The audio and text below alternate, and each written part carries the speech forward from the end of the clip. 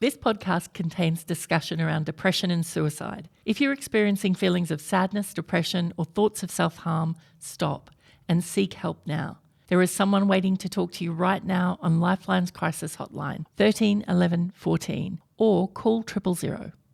This podcast may also contain unintentional coarse language and political incorrectness.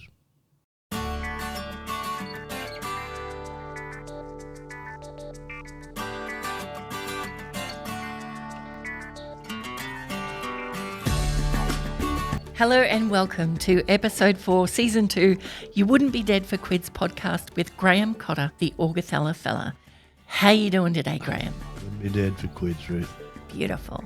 Yes, so I am Ruth Geis and I'm going to be having a chat with Graham today about living a fulfilling life.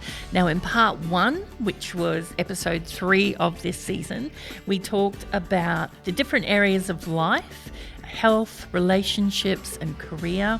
And today we're going to talk about spiritual connection, finance and contribution, because the fact is we can go through life fairly unconsciously until one day we wake up and say, I don't feel that happy. And so this is a bit of a check-in with Graham to kind of work out, are you happy in all of the areas of your life and, where you might want to look at some changes. So first of all, we're looking at finance, Graham. Well, I guess, as they say, that money makes the world go round, Ruth. And sadly, and the distribution of wealth is sort of, is out of kilter to a large extent. So few with so much and so many with so little. So that's been the case for a long time, but it's become sort of more and more apparent in recent years. And that's not going to change. It can have a big impact on your mental health. Oh, definitely. When it comes to finance. Oh, yeah. It was one of the main drivers for where I finished up with the depression that I had. It's such an important part as a young dad, it was front and centre.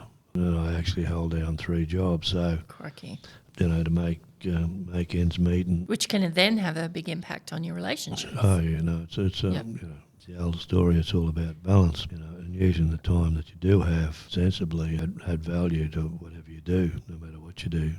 Sort of finance is one of those things. I actually written a book on small business finance, business management actually, because small businesses in the world of business, the number of small people that had to go into business, basically, there's some rules that don't change. It's like the rules of life, and if you don't follow those rules, then you're going to finish up in financial trouble. But one of the key things is in all aspects of our lives is we need to get help and don't be afraid to seek help, especially in that world of finance. To say there's so many facets to it. I mean, the basic has to be, are you spending more or less than you're earning? Yeah.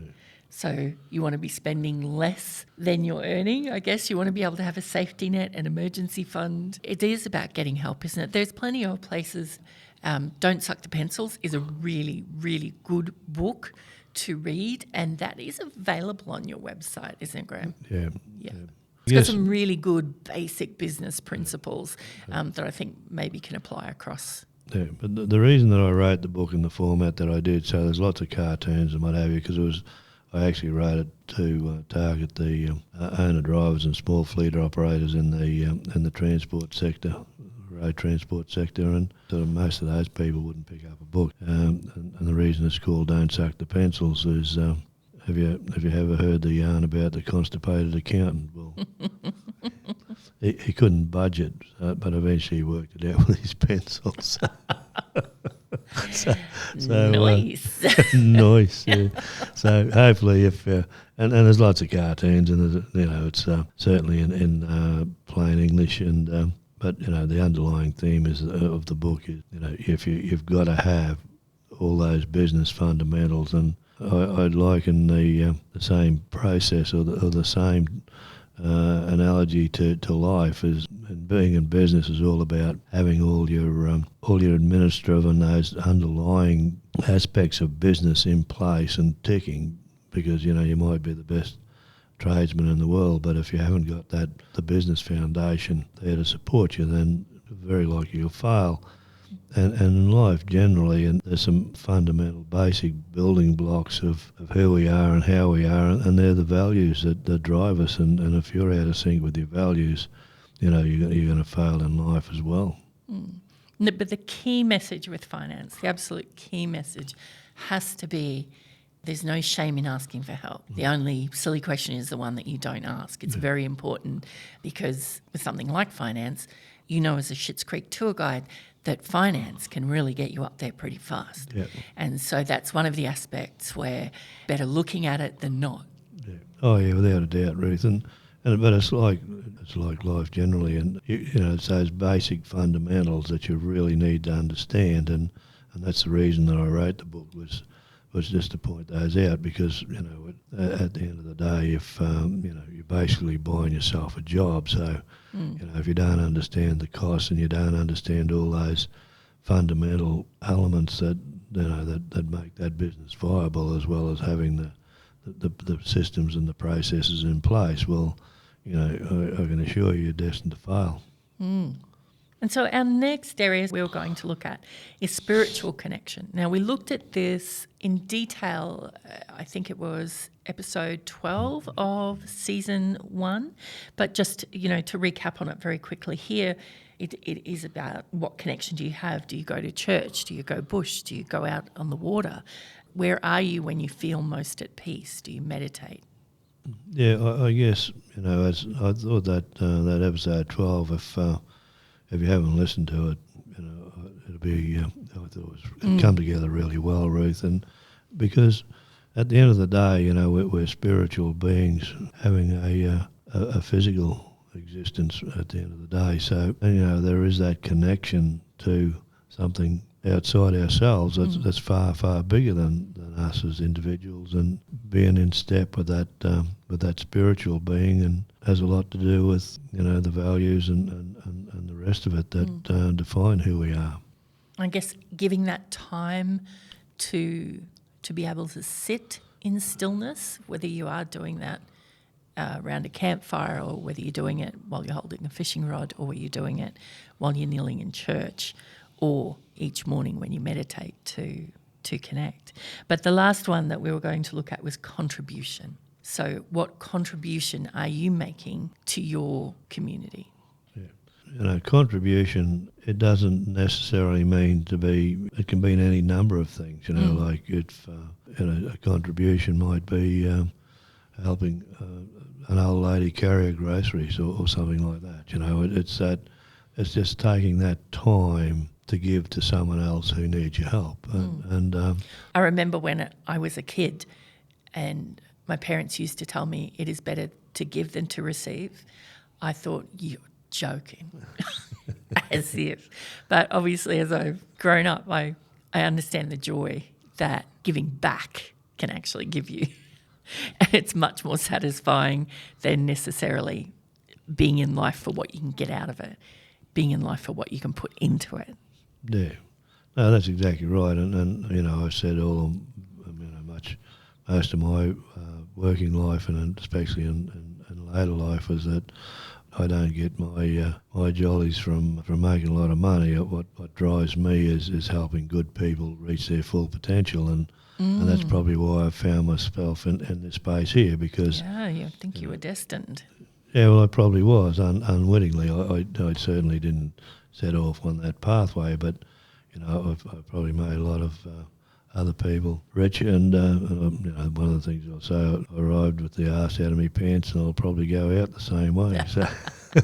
Well, as they say, you can't take it with you. No. But when we talk about contribution, we're not actually talking about making donations, etc., to organisations. Not absolutely encourage you to do that, but contribution being giving part of yourself. So giving time in volunteering, perhaps giving time to those things that you're passionate about. If you're passionate about sports, whether you're coaching or playing or refereeing or just contributing to community.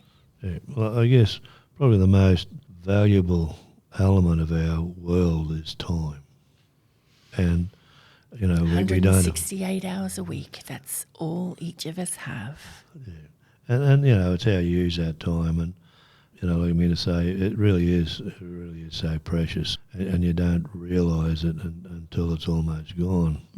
And when you choose to spend that time giving to something, what you get back can be tenfold. Oh yeah, without a doubt, Ruth. And it's very fulfilling, and I guess probably one of the the most powerful influences on my life was Stephen Covey's stories was write your own eulogy and then live your life accordingly. Oh, yeah, that's powerful. That really is powerful. And Here when lies Ruth Geiss. She wasted most of it. I think that I'm going to do that exercise, Graham. Yeah, it's that's that I think that is so powerful. Yes. Yeah, and I guess unwittingly I often stop and just reflect on that, and when you go to a funeral and hear what people say about individuals, and I just only in the last day or two had reason to attend a funeral of someone who's very close, and it was amazing. It was her life reflected in the way that her grandchildren spoke about her, and it was pretty amazing. Yeah, and when you hear your grandchildren and what have you speak about you in that way, it was very powerful, and it really demonstrated what an amazing life that you've had. But if you asked a particular individual, what she thought, and she wouldn't have even considered that probably, like it was selfless, unconditional, and loving and caring and giving. And it was in the giving that she received. Yeah, beautiful. Okay, so that's part 2. We have last week we explored health, relationships, and career, and today we've talked about finance, spiritual connection, and contribution. So finance, make sure you get Graham's book. That's what we're saying, or at least get help. If you find yourself in any problems, it's the fastest way to go up Schitt's Creek, so get help fast. Spiritual connection, make sure, whatever that means to you, meditation, church, fishing, bush, wherever you feel most at peace, make sure that you're getting that time, and also contributing, giving your time to those things that you love. That is the end of episode 4. What have we got coming up for episode 5, Graham? Phobias and fears are things that really hobble us in lots of aspects of our lives, and everyone is different, has a different fear, a different phobia, but they're very real, and can be debilitating in some instances. Most sadly. Definitely. I'm looking forward to that one. Okay. If you would like to catch up with Graham in the meantime, then by all means, you can check him out on Facebook, LinkedIn, and YouTube. Plenty of all of our podcasts you'll find on YouTube as well as Spotify, plus some meditations there that you might like to take a look at. So that's Graham Cotter, the Augustella Fella, or you can find him or find his website at kissbusiness.com.au. We will catch you for episode 5. Thank you, Ruth.